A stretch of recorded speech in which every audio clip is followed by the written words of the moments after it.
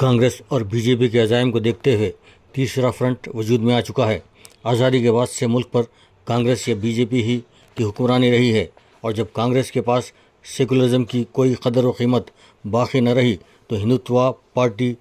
B J پی نے آگے بڑھ کر حکومت کی باغ ڈور سنبھال لی، اور اب بھی یہی دو پارٹیاں حکمرانی کی دعوے دار نظر آتی ہیں۔ چنانچہ کانگریس پرانی شراب کو نئی بوتل میں پیش کر رہی ہے، جبکہ بی جے پی ہندوتوا کا چورن بڑے زور و شور سے فروخت کر رہی ہے۔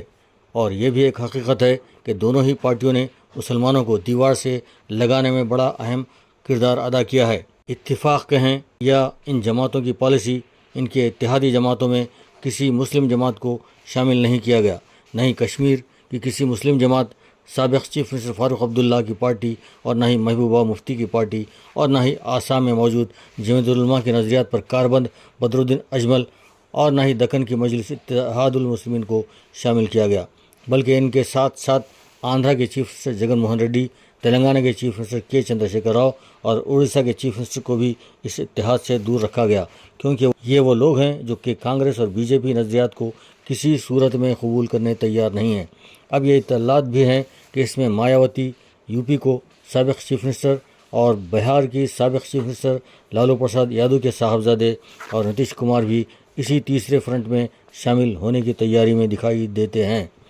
بلا شبہ لالو پرساد یادو ایک غیر فرقہ پرست لیڈر کی حیثیت سے جانے جاتے ہیں۔ نتیش کمار بھی پہلے لالو پرساد یادو کی طرح غیر فرقہ پرست رہے ہیں، لیکن انہوں نے اقتدار کی خاطر بی جے پی سے مفاہمت کر لی تھی، جس کے نتیجے میں بہار میں بی جے پی ایک طاقتور جماعت بن کر ابھری ہے۔ بی جے پی نے اپنی عادت کے مطابق طاقت حاصل کرتے ہی نتیش کمار کو ربر اسٹیمپ چیف منسٹر بنا کر رکھ دیا۔ تب کہیں جا کر نتیش کمار کے ہوش ٹھکانے آئے اور انہوں نے لالو پرساد یادو کے صاحبزادے کے ساتھ مل کر بی جے پی سے دوری اختیار کر لی۔ نتیجے میں بی جے پی بہار میں اقتدار سے باہر ہو گئی۔ اب اگر تیسرا فرنٹ میدان میں آتا ہو تو پہلے وزیر اعظم کے چہرے پر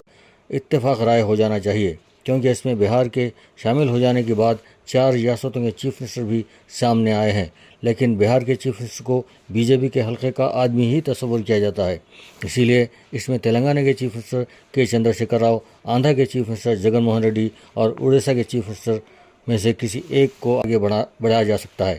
ان سب میں جرأت مندانہ اقدامات کے لیے تلنگانہ کے چیف منسٹر کے جانے جاتے ہیں، کیونکہ انہوں نے تلنگانہ کے بی جے پی کے شعلہ بیان رکن اسمبلی راجا سنگھ کو جیل کی ہوا کھلائی تھی، اور دیگر بڑے بڑے ناموں کو بھی جیل بھیجنے کی فہرست میں رکھ لیا تھا۔ یہی وجہ ہے کہ بی جے پی نے